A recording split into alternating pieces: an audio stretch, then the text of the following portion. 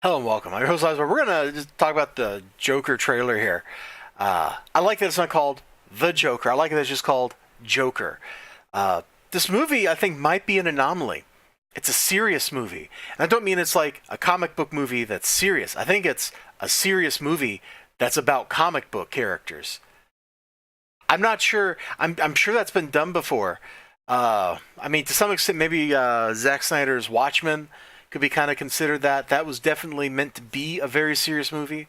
I'm sure if I thought about it and I looked up like all the different movies that are comic book movies, that I would find a serious movie that was a comic book movie. But that's what this has got going for it. We're gonna just kind of watch some of the trailer here. I like the intro. This is actually pretty powerful. Arthur, does it help to have someone to talk to?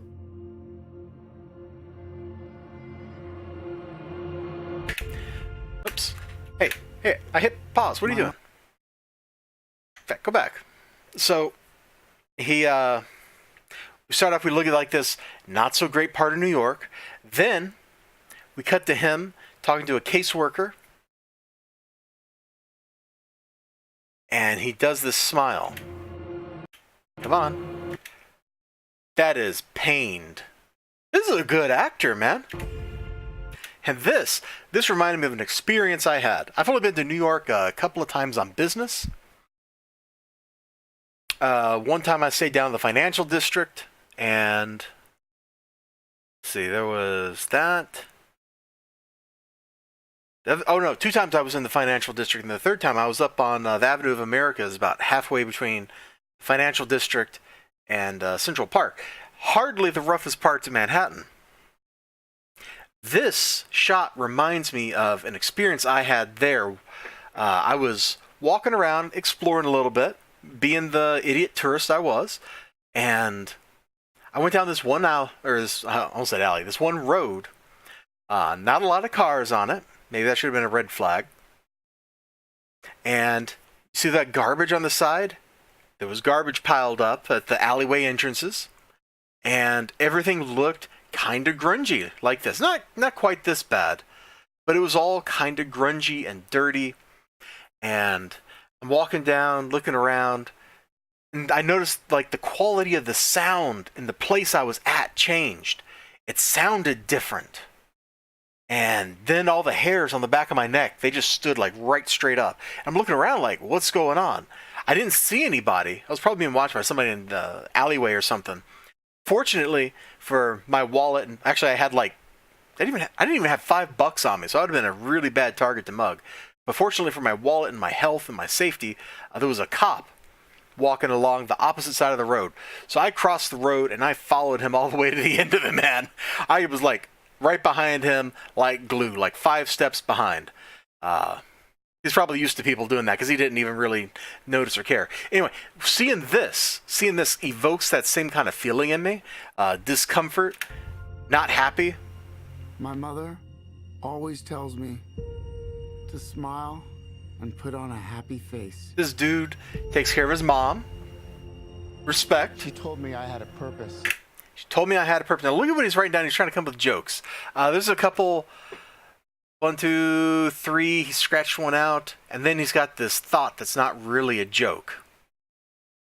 From a certain point of view, it is.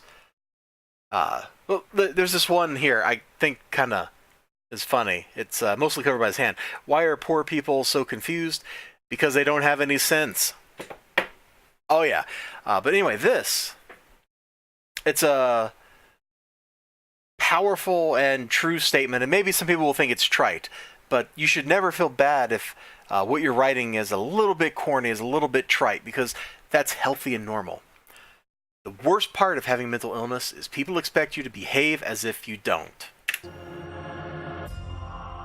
To bring laughter and joy to the world. To bring laughter and joy to the world. And people steal his sign while he's like just trying to hustle for a store. And when we got to this part here and he's running across this road, I thought he was going to get hit by a car. It's worse.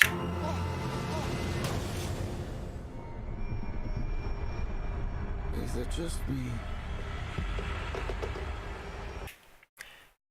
Ow, dude. Ow. And this part, Just look at this guy. He must have lost like 100 pounds for this role. Look at the way his skin's clinging to his bones and stuff. Look at his body posture. Look at the makeup work for that bruise. This dude is in pain, not just physical, it's emotional. This is emotional pain. Joaquin Phoenix is... I always thought his name was pronounced Joaquin, but apparently it's Joaquin? I don't know. Anyway, look at this. He's got like something in his hands. It sounds kind of like rubber. Maybe it's that wig he was wearing. And he is wringing the life out of it. He has a lot of pent up stuff. Or is it getting crazier out there? Now we get this juxtaposition of music, which where the music's kind of a little hopeful, but the scenes are anything but. Well, okay, he's on a date there. Good job. Oh, this is pretty good. In the sky, you'll get by. What? If you smile through your fear and sorrow, smile. Trying to tell stand up. And look at this. Tomorrow. He's crying. It's that same thought, the same fake smile, the same thought of what he wrote down on a piece of paper. It's coming back. That's the third time we've gotten like that same kind of I'm smiling because of how much it hurts kind of thing going on. They beat him up in the subway, man. What's so funny? Freak. And so he just goes totally crazy. And is it not justified? Realize it's a comedy. Oh, look at him there.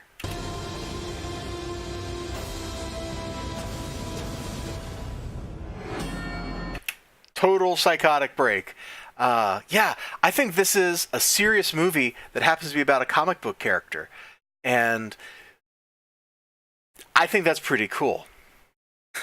It's kind of like, what, the Martin Scorsese of comic book movies or something? I don't know. That's the feeling it evokes. It also reminds me a lot of like Falling Down, where you have this normal guy who his day gets worse and worse and worse, and before you know it, he's killed a neo-Nazi. He's been attempted carjacked. He took the guns. He's held up gang members. He's held up, the whole thing just spirals out of control. And I don't know. I like Falling Down. It's probably the best Michael Douglas movie. It's very intense, and this might just be as intense. What's the rest of the trailer look like? Oh, is it just him in that elevator? Let's just look at that. I think that's a good way to leave off. When I first saw the makeup, I wasn't really sold on it. But the more I look at it, the more I look at the suits he's wearing and stuff, I dig it. It is an aesthetic that I can understand why a lot of people wouldn't get. But I think it works. I think it carries the tone that they're going for. And I'm down. It's coming out in October, apparently. Let's Just yeah, there it is. October. I look forward to watching it on like Netflix in February. I probably won't go to the theater to see this. Maybe I will. I don't go to the theater to see a lot of movies anymore. I have two movies I plan on seeing this year in theaters. One's John Wick, and the other is Infinity War here in like 3 or 4 weeks after theaters have calmed down. But I might make an exception and watch this like late October or early November or something after whatever crowds are there are gone. I think it's probably going to be an intense and potentially powerful experience. Thanks for hanging out with me. Remember to like, comment, subscribe, all that good stuff. There's probably going to be things to click on if I remember to put them up here. You should click on them. And let me know if what you thought about Joker down in the comments below. They're down here somewhere. Bye-bye. It looks cool.